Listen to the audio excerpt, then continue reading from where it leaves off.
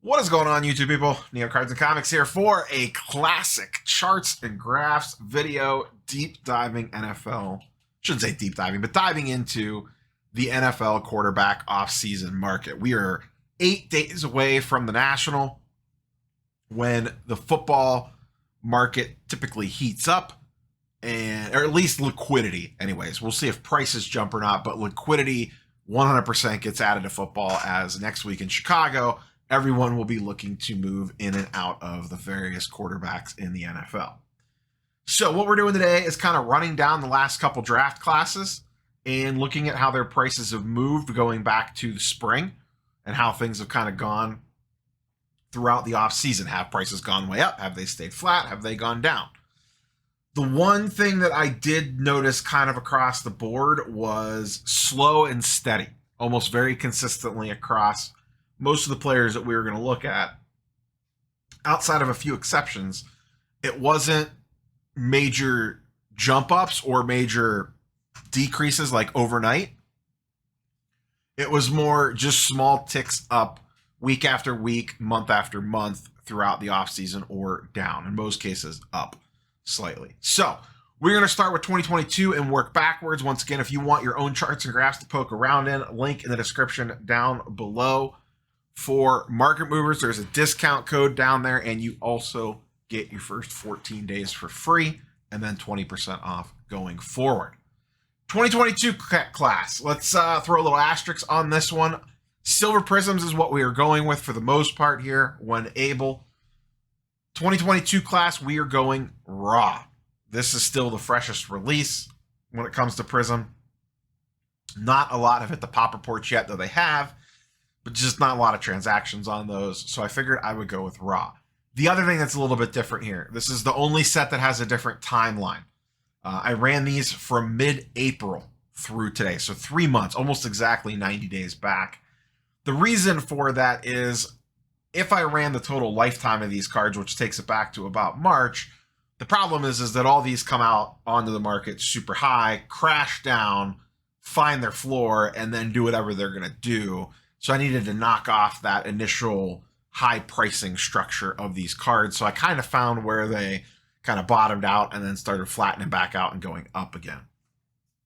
So our candidates here, we have Brock Purdy, the one-armed bandit, Sam Howell, Kenny Pickett, and Desmond.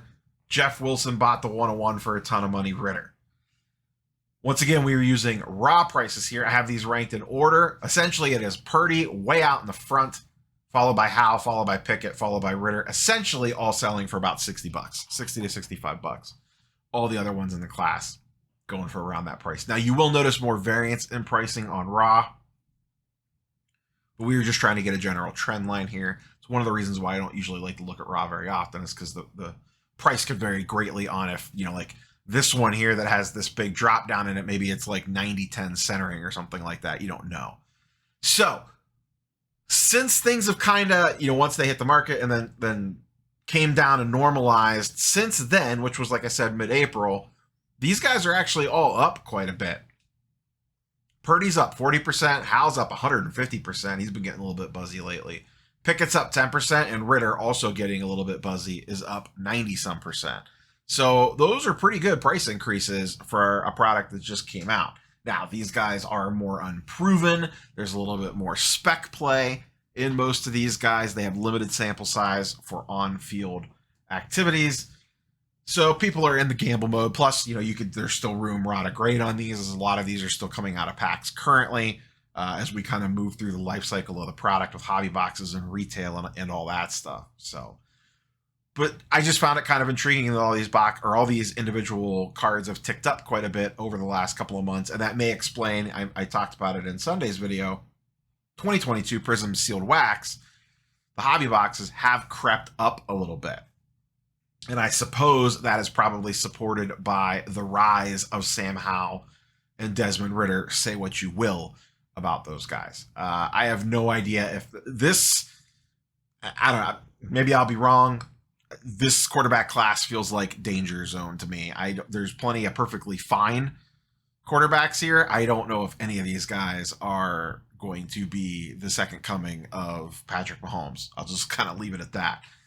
So this one feels like danger Will Robinson. I personally would not want to be holding heavy bags of 2022 sealed football product heading deep into the season if all or most of these guys fall on their face.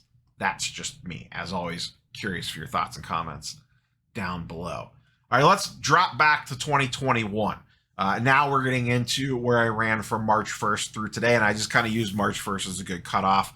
Gets us a little bit after the Super Bowl, a couple weeks after the Super Bowl for things to settle down.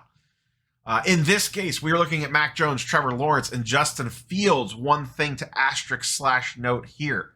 The Trevor Lawrence is a PSA 9. Once again, I mentioned it in tons of videos. The Trevor Lawrence Silver PSA 10 is basically a unicorn. I think 1 or 2 have sold in this time period, so I had to run with the PSA 9, so kind of keep that in mind. But I'm mostly concerned about the percentage increases and decreases here more than anything else.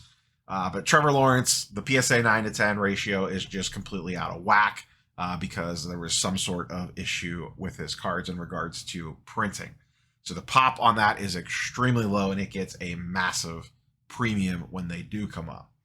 So on the PSA 10 side of things, we have Justin Fields sitting at $600. That's a 25% increase. Mac Jones sitting at $225. That is a 30% increase. And then Trevor Lawrence at $335, PSA 9, up 50%. I will say Lawrence has been one of the hotter names this NFL offseason, so I am not surprised to see that up that percentage point. And then Justin Fields, the one thing to kind of note here, he's one of the guys that got a little bit more of a steeper bump up. You can see it right here. Because of the free agency moves that they made in the offseason. They brought in a couple wide receivers, and his prices, kind of leveled up a little bit. Whereas everyone else were just kind of more slow and steady. Trevor Lawrence is this light blue line. You can just kind of see it just slowly filtered up, kind of floated around, and then it's basically been kind of flat to slightly up as you kind of move throughout that chart and graph. Similar thing as well with Mac Jones. Kind of interesting that Mac Jones is that cheap at $225 for a silver prism. I know that he didn't play that well last year, and I thought he was extremely overhyped, but I almost wonder if the pendulum has kind of swung too far. We'll talk about that on a couple of these guys. When you look at his pricing at $225 for a PSA 10, it seems fairly reasonable for if you wanted a good little spec play on the lower end of things. Let's get into 2020. Everybody's favorite. We got Joe Burrow leading the way at 2.5K. That is a 30% increase since March 1st. Justin Herbert, 1.6K, basically rounding up, flat. No change over the last 3-ish months, 4-ish months. Jalen Hurts, up 40%. Remember, this is from after the Super Bowl, so this is his price correction after the Super Bowl, up to $1,000. And Tua, up to $525, a 45% increase. So the 2020 class getting a lot of love over this time range. And once again, you can kind of see similar patterns here as they slowly go up, maybe dip back down again, and then continue on an upward trend from there over the last, a lot of these guys have also kind of taken off a little bit over the last month or so as we kind of lead up into the National. Herbert was actually up and then dipped back down again recently, while some of these other ones, you can see the Burrow. This blue line is Burrow, the yellow line is Herbert. You can see they were pretty close together for a lot of this, and then just recently, Burrow has started to kind of pull away from Herbert a little bit there. 2020 class, everyone loves it. Everybody loves this class. Out of everyone on this list, I'll probably catch hell for this in the comments. I am mostly concerned with Herbert. I don't trust the Chargers, and the AFC continues to be loaded. And I don't know what another year of him either missing the playoffs or falling flat in the playoffs in the first round could potentially do for his card prices. I don't know. Maybe it's too big to fail at this point. But I do worry just about it. It's not so much Herbert that I'm concerned about. It's just the Chargers. They're like the Clippers. We always say the Clippers are going to Clipper. I feel like the Chargers are going to Charger. That franchise seems a little bit cursed. Maybe because they relocated a team. Someone put a little bit of a hex on them.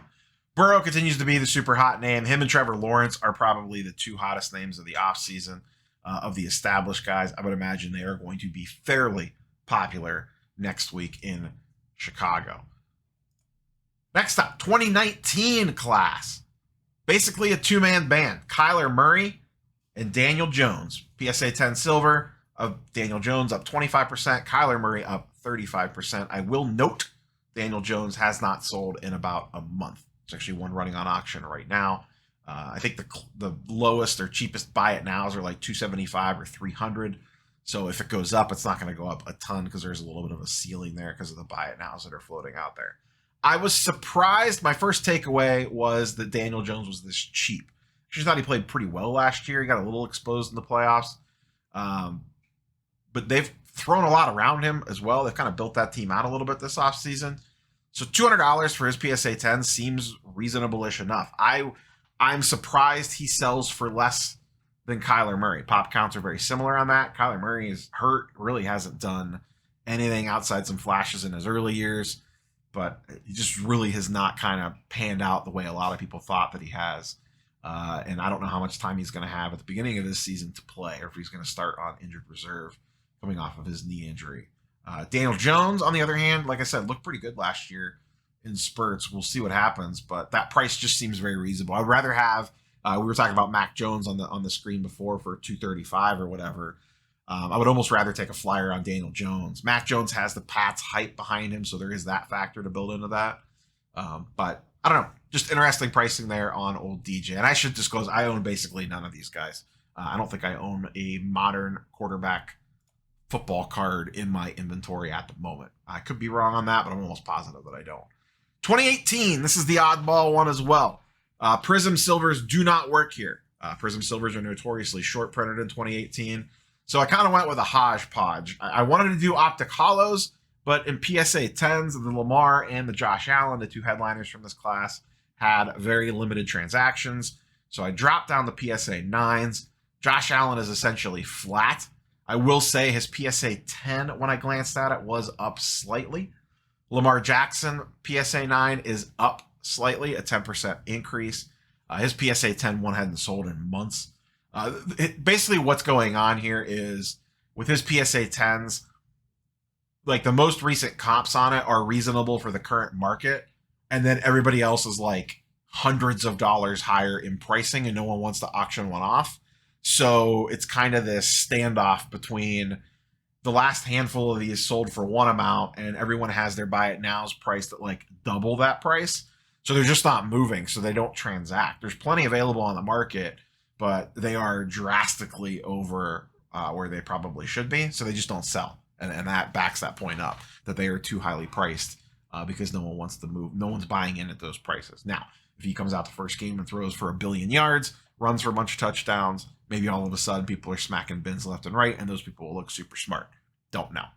But comps for him were way trickier than most of the other guys. Josh Allen, I did pull up his contenders auto just to kind of throw something else in here. In a PSA 10, 9 of those have sold, basically flat, up 8%. A little bit more than flat, but not a huge increase there. And then I did find a couple sales on Lamar Jackson's Silver Prism, literally a couple, too. But these, like I said, don't transact at all. His PSA 10 pop is 28 on that card, to give you an idea.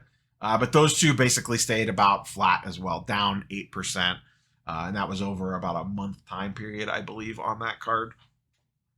So I just thought I'd kind of kick that one in there since those do not transact very often. So the 2018 class, once again, it's a little trickier because we don't have the exact same cards to compare, but generally speaking, the 2018 class is the weakest performers out of all of these guys. I don't know if that's just, Lamar Jackson had the weird offseason.